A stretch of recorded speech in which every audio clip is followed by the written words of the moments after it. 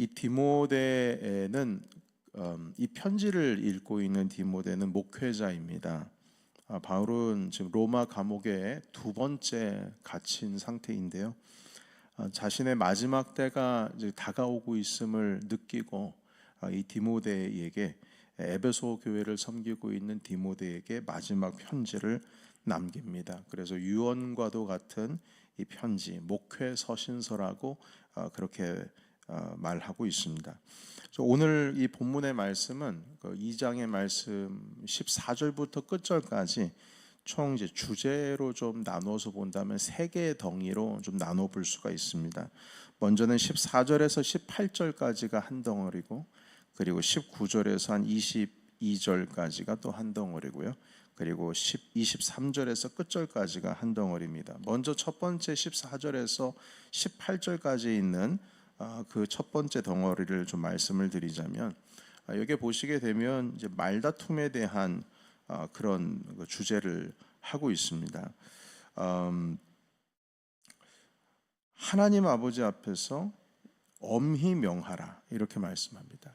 14절에 보면요, 말다툼 하지 말라고 하나님 앞에서 엄히 명하라.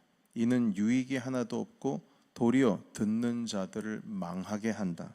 그러니까 뭐가 옳으냐, 뭐가 그르냐, 그것 가지고 말다툼하는 것 자체가 하나님 앞에서는 엄히 명해서 하지 말라 이렇게 말씀하고 있습니다. 여기서의 말다툼이란 것은 목회자인 디모데와 성도와의 관계에서의 말다툼이 아니고 성도와 성도 사이에서의 말다툼입니다. 그것을 엄하게 꾸짖어서 중단하게 하라. 불필요한 말들이고 결국에는 이것 때문에 망한다 이렇게 말씀하고 있습니다. 여러분 14절에서 15절까지 말씀 같이 읽겠습니다. 시작. 너는 그들로 이 일을 기억하게 하여 말다툼하지 말라고 하나님 앞에서 엄히 명하라. 이는 유익이 하나도 없고 도리어 듣는 자들을 망하게 함이라. 너는 진리의 말씀을 옳게 분별하여 부끄러울 것이 없는 일꾼으로 인정된 자로 자신을 하나님 앞에 드리기를 힘쓰라. 아멘. 진리의 말씀만 옳게 전해라 이렇게 말씀하고 있습니다. 여러분, 그 말다툼이라고 하는 것이 사실은 대부분이 자신의 감정과 관계가 있지 그 진리와는 전혀 관계없는 내용 가지고 다툽니다. 그러니까 무엇이 옳으냐 무엇이 그르냐도 사실 논리적으로 따져보기보다는 내 감정이 거기에 가 있지를 않기 때문에 결국에는 다툼이 있는 것이거든요. 그러니까 이 대부분이 논쟁을 한다는 것이 감정에 대한 문제이지 어떤 아무리 논리적으로 싸운다고 하더라도 그 다툼 자체, 그 다툼 자체에는 사실 감정이 더 우세하게 되어 있습니다. 사람은 논리적인 존재가 아니라 감정적인 존재입니다. 항상 논리를 따진다고 말하지만 부부과의 다툼도 보면 아무리 남성들이 논리적으로 따져본다고 하지만 결국엔 그 안에는 감정이 거의 대부분입니다. 자, 그런데 이것이 뭐가 문제냐면 경건함에 아주 악한 영향을 미친다고 합니다. 여러분 16절에 보십시오. 망령되고 헛된 말을 버리라. 그들은 경건하지 아니함에 점점 나아가나니. 이 말다툼이라고 하는 것이 경건하지 아니함 쪽으로 계속 나간다는 거죠. 근데 여기서 끝나는 게 아니고요. 그들 중에 이제 구체적으로 이름까지 적용하고 있습니다. 17절에 보면 후메네오와 빌레도가 있는데요. 얼마나 다투는 것이 심한지 그 이름까지 거명이 되어 있습니다. 이 두 분의 이름은 이분이 어떻게 살았는지 모르겠습니다만 여하튼 이 에베소 교회에서 말다툼에 있어서는 아주 끝발 있는 분들입니다. 이름까지 거명이 되어 있어요. 그러니까 아무리 이 에베소 교회가 경건한 공동체라고 한다 하더라도, 그리고 하나님의 복음을 전파하는 그런 어떤 선교적인 전초 기지에 있는 교회라 할지라도 이게 문제다. 한두 명의 말다툼이 심지어는 뭐라고 말씀하시냐면 악성 종양이 퍼지는 것처럼 똑같다. 이렇게 말씀하고 있습니다. 여러분, 그래서 여러분 16절에서 17절까지 말씀 읽겠습니다. 자, 시작. 망령되고 헛된 말을 버리라. 그들은 경건하지 아니하며 점점 나아가나니 그들의 말은 악성 종양이 퍼져나감과 같은데 그 중에 후메네오와 빌레도가 있느니라. 아멘. 후메네오와 빌레도도 있느니라.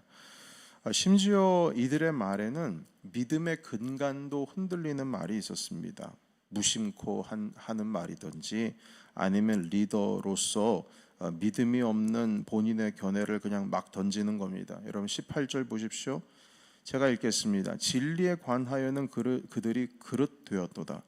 부활이 이미 지나갔다 하므로 어떤 사람들의 믿음을 무너뜨리느니라. 여러분, 여기서 이 부활이 지나갔다는 의미는 그 부활 그거 옛날 얘기지, 당시에 예수 그리스도의 육체적인 부활, 그 부활이 이미 옛날 일이지 지금 살아가고 있는 우리와 뭔 상관이냐, 이런 식으로 말하기도 하고, 심지어는 예수님의 그 부활이 그때 당시 이제 영지주의 사상들이 나도 모르게 이렇게 스며들어 있었으니까요. 그것이 육체적인 죽음이 아니라 그 결국에는 육체적으로 죽었다 할지라도 부활을 한 거는 육이 부활을 한 것이 아니고 영적인 부활이다라고 하는 어떤 이단 사상도 슬그머니 교회 가운데 들어가 있었어요. 그 우리로 말하자면 뭐 미신 같은 거 있죠. 뭐 그렇게 의미를 하면 되겠습니다.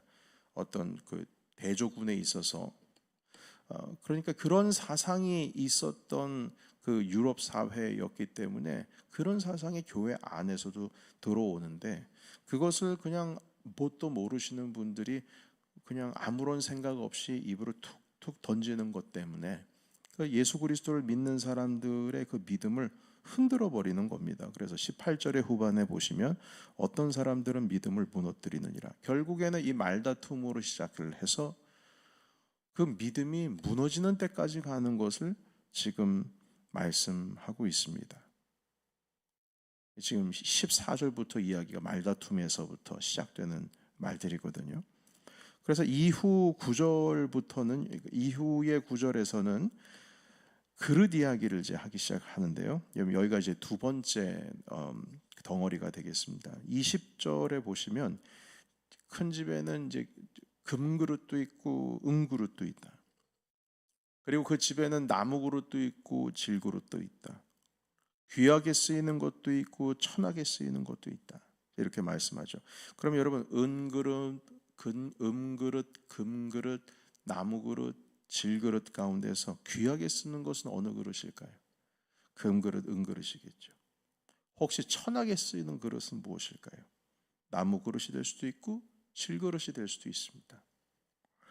그런데 자기를 깨끗하게 하면, 거룩하게 하면 귀하게 쓰는 그릇이 되는데, 거룩하게 되지를 않으면 뭐 쓰이긴 쓰여요. 주님의 집에서 쓰이기는 쓰이는데 천하게 쓰이는 그릇이 된다, 이렇게 말씀하고 있습니다. 여러분, 그 금그릇 가지고 뭐 흙물을 퍼낸다든지 그걸 가지고 더러운 곳에 쓰는 사람은 전혀 없겠죠. 그러나 여러분, 그 하나님의 나라 가운데 있어서 여기서의 금그릇, 은그릇이라고 말하는 것은 그 사람이 봉사하고 있는 퀄리티나 그 사람이 봉사하고 있는 진중함에 대한 것으로, 이 그릇은 금그릇이야, 이 그릇은 은그릇이야, 이렇게 판단되는 것이 아니고요. 오늘 말씀해 보시게 되면 아무리 뭐 좋은 일도 많이 하고 또한 이 에베소 교회 가운데에 정말 일 열심히 한다 할지라도요, 그 다툼이 있는 말 때문에 본인은 금그릇이라고 생각을 하는데 나중에 따져보면은 천하게 쓰이는 나무그릇이나 질그릇 같은 그런 삶으로 들어간다는 겁니다. 여러분, 여기 보시게 되면 청년의 정욕이라고 하는 표현도 있는데요, 욕심이 있어서 그 말다툼이라고 하는 것도 바로 이렇게 천하게 쓰이는 그릇, 이 안에 들어가는 겁니다. 그러니까 쓰임을 받긴 받아요. 받긴 받는데 이 말다툼이라고 하는 그 영역에 들어가게 되면 이게 천하게 쓰이는 그릇이 된다, 이렇게 말씀하고 있어요. 그래서 여러분 단순하게 죄를 짓지 않는 그런 거룩함에 대해서 말씀하고 있는 것이 아닙니다. 나는 죄만 안 지면 됐지, 그런 거룩함이 아니라 공동체를 화평으로 이끄는 그런 그 화평의 방향으로 나아가는 거룩함입니다. 단지 무슨 뭘 하지 않고 절제하고 금욕하고 그런 거룩할 관계가 아니라 거룩한 관계, 화평의 관계, 이것을 추구하는 그릇이, 그것이 귀 쓰이는 그릇이다. 그것이 금그릇이고 그것이 은그릇이다. 이렇게 말씀하고 있는 겁니다. 여러분, 그래서 21절에서 23절까지 있는 말씀을 보십시오. 무슨 커다란 대단한 일을 한다고 해서 금그릇 은그릇이 아니고요, 화평의 온유의 관계로 나아가는 그것이 금그릇 은그릇입니다. 21절에서 23절 시작. 그러므로 누구든지 이런 것에서 자기를 깨끗하게 하면 귀 쓰는 그릇이 되어 거룩하고 주인의 쓰심에 합당하며 모든 선한 일에 준비함이 되리라. 또한 너는 청욕의 정욕을 피하고 주를 깨끗한 마음으로 부르는 자들과 함께 의와 믿음과 사랑과 화평을 따르라. 어리석고 무식한 변론을 버리라. 이에서 다툼이 나는 줄 알미라. 아멘. 그러니까 무식한 변론을 하게 되면 귀 쓰는 그릇이 되지를 못하는 거예요. 그래서 뭐라고 말씀하고 계시냐면, 거룩하게 하는 삶이라고 하는 것이 뭐 정욕을 누르고 아니면 그 욕심을 버리고 이런 것들도 그런 것이지만, 여기 보시게 되면 깨끗한 마음으로 부르는 자들과 함께, 그러니까 그 주변에 있는 분들이 말다툼하는 분들이 아니고요, 깨끗한 마음으로 부르는 자들과 함께 의와 믿음과 사랑과 화평을 따르라. 이것이 바로 금그릇 은그릇, 귀하게 쓰는 그릇이다. 이렇게 말씀하고 있습니다. 자, 여기까지가 두 번째 덩이고요. 마지막 이 세 번째 덩이가 23절에서 26절까지의 말씀입니다. 결론은, 무식한 변론은 버리는 거예요. 단순히 논쟁을 피하는 수준이 아니고, 하나님의 사람들이라면 어떠한 태도로 사람을 대하여야 하는지에 대해서도 말씀하고 있습니다. 23절에서 24절 읽어볼까요? 자, 시작. 어리석고 무식한 변론을 버리라. 이에서 다툼이 나는 줄 알미라. 주의 종은 마땅히 다투지 아니하고 모든 사람에 대하여 온유하며 가르치기를 잘하며 참으며. 아멘. 그러니까 온유함으로 모든 사람에게 하라는 거죠. 그러니까 심지어는 말다툼이 있는 그 자리에서도 온유함으로 하라. 그리고 잘 참으라. 이렇게 디모데에게 가르치고 있습니다. 자, 마지막으로, 이렇게 함에도 불구하고 안 돼요. 권고해도 안 되고 권면을 해도 안 되고 말이 통하지 않는 사람에 대해서 어떻게 해야 되나? 그것을 훈계를 한다 하더라도 온유함으로 하라고 하십니다. 그렇게 하면 하나님께서 혹시 회개할 수 있는 기회를 주시지 않을까? 진리를 알게 하실까? 마귀의 올무에서 벗어나지 않을까? 그러니까 온유함으로 하라. 거칠게 다루면은 오히려 더 멀어지니까 온유함으로 하라. 이렇게 말씀하시네요. 25절에서 26절까지의 말씀 같이 읽겠습니다. 자, 시작. 거역하는 자를 온유함으로 훈계할지니 혹 하나님이 그들에게 회개함을 주사 진리를 알게 하실까 하며 그들로 깨어 마귀의 올무에서 벗어나 하나님께 사로잡힌 바 되어 그 뜻을 따르게 하실까 함이라. 아멘. 근데 문제는 뭐냐면요, 자신이 마귀의 올무에 빠지고 있다는 걸 모르죠. 걸려 넘어진지를 몰라요. 마귀는 어차 내가 넘어졌구나, 이런 생각이 들면 너무나 감사한 거예요. 넘어졌으면 일어설 줄 알고 그 마귀의 올무에서 벗어나기 위해서 노력이라도 하니까요. 회개라도 하니까요. 그런데 대부분의 분들은 일단 마귀의 올무에 걸려서 넘어지면 거의 대부분 분들은 내가 지금 넘어진 줄을 몰라요. 그런 것 있지 않습니까? 아무리 몸이 안 좋고 하는 가운데 있어서도 의사는 몸에서 무슨 일이 일어나고 있습니다, 안 좋습니다 하더라도 자기 저는 잘 모르겠는데요. 그러나 나도 모르는 사이에 내 병환이 깊어지고 있는 것도 모르고 내가 느껴지지 않는다라고 하니까 난 병이 없다라고 우기는 것과 같은 겁니다. 마귀의 올무에서 벗어나게 된다. 온유함으로 하라. 그러면 그들이 혹시라도 벗어나지 않을까. 그래서 하나님께 사로잡힌 자가 되어서 그 뜻을 혹시라도 따르지 않을까. 여러분, 그래서 온유함으로 훈계하라 25절에 말씀하고 있습니다. 돌아올 기회가 분명히 있을 것이다. 그러나 만약에 온유함으로 하지 않으면 어떻게 되나? 악성 종양처럼 퍼지는 거죠. 디모데 너도 다투지 마. 너도. 서로 다투는 가운데 있어서도 권면하지만 너도 온유함으로 하라. 이렇게 말씀하시죠. 그리고 진리의 말씀을 올곧게 전하라. 그것이 너의 해야 할 일이다 라고 말씀합니다. 여러분, 에베소 교회의 목회자거든요. 지금 이 디모데가요.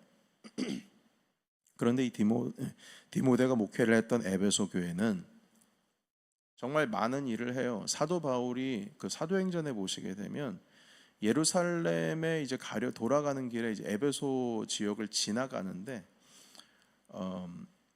만약에 이번에 예루살렘으로 들어가게 되면 사로잡혀 가지고 결국에는 죽임당할 수 있을 가능성이 있고 여튼 감옥에 들어갈 가능성, 많은 선지자들의 예언까지 했어요. 사도 바울이 지금 예루살렘 가면 잡힌다.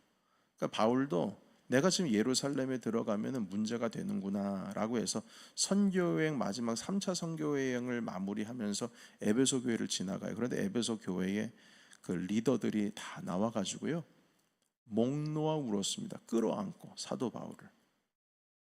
사도 바울은 복음을 땅끝까지 전하기 위해서 일단 예루살렘으로 들어가는 것이고, 그리고 나머지 교회 리더들은 가지 말라고 하면서 끌어안는데 바울은 사명 따라가는 사람이니까 가는 겁니다. 그래서 에베소 교회의 리더들, 그러니까 성경상에는 장로들이라고 되어 있어요. 나와서 서로 끌어안고 막 꺽꺽 울어댔어요. 그렇게 에베소 교회와 관계가 좋았습니다. 그리고 에베소 교회를 통해서 하나님의 그 놀라운 은혜의 사역이 번져나가고 있었고요. 그런데요, 여러분, 이 에베소 교회가 나중에 요한계시록 2장에 보면은 책망을 받습니다. 책망을 받습니다. 그런데 그 책망 받기 전에 주님이 뭐라고 하시냐면 이렇게 표현하고 있어요. 에베소서 요한계시록 2장 1절에 보면 그 쭉 밑으로 보면 내가 너의 행위와 수고와 인내를 안다. 에베소 교회 너는 정말 잘 참았고 견뎠고 그리고 주님의 일에 있어서 게으르지 않은 것을 나는 안다. 이렇게 칭찬을 해요. 처음에는. 그런데 마지막에 가서 한마디 딱 하십니다. 그러나 너는 처음 사랑을 버렸다. 야, 처음 사랑을 버렸다. 그러니까 주님을 안 섬기는 것도 아니에요. 잘 섬겨요. 그런데 그 처음 사랑이 없대요. 그러니까 이 말다툼이라고 하는 것이 깊어지면요, 하나님께로부터 받은 은혜를 다 까먹습니다. 다 잃어버립니다.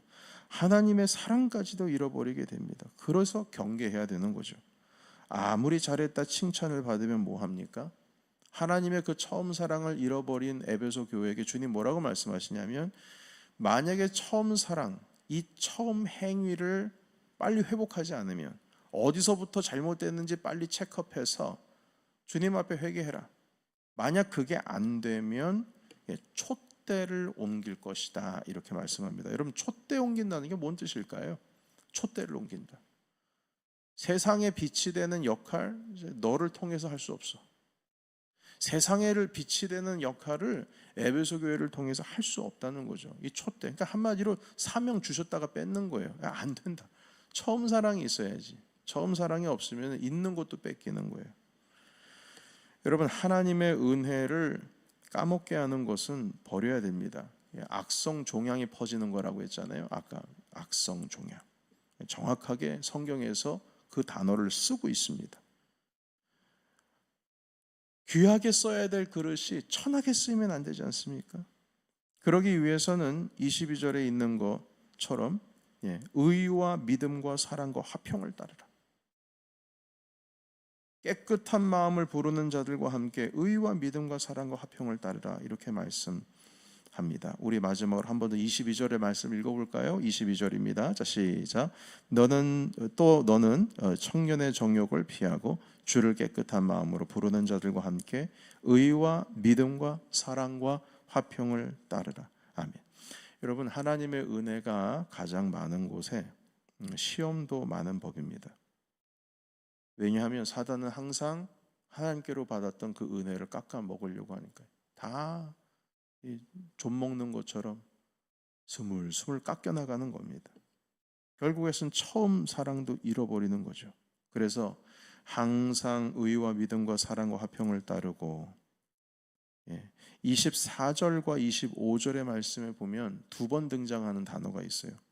한번 찾아보시겠어요? 24절과 25절에 두 번 등장하는 단어가 있습니다. 온유하며, 온유라는 단어가 있어요. 에베소 교회가 아무리 열심이고 열정적이어도, 그리고 인내함으로써 끝까지 견뎌 있다 할지라도 처음 사랑을 잃어버린 것은 우리가 경계해야 될 겁니다. 아무리 열심이어도 다툼과 변론은 모든 은혜를 잃어버리게 하고 심지어 처음 사랑까지 잃어버리게 합니다. 그것을 온유함으로 하라, 이렇게 말씀하세요.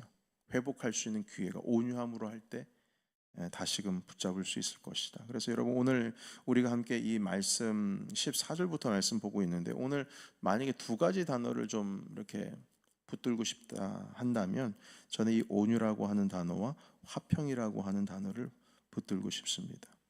이 단어를 깊이 묵상하고 그리고 따르게 된다면 정말 주님의 집에 있어서 귀하게 쓰일 그릇이 되어 갈 것입니다. 그리고 마지막 때에 처음 사랑을 놓치지 않고 하나님께로부터 받은 은혜를 다 좀먹지 않고 끝까지 지키면서 주님, 우리 신랑 되신 우리 예수님께서 이 땅 가운데 다시 오실 날까지 우리는 기름 그릇을 잘 준비할 수 있을 것입니다. 오늘의 이 말씀으로 인하여서 도전 받으시고 오늘도 주님의 이 공동체가 화평 공동체, 하나님의 은혜로 충만한 공동체 되게 하옵소서. 우리 함께 기도하시면서 이 아침 시작하겠습니다. 우리 음악에 맞춰 기도합니다. 살아계신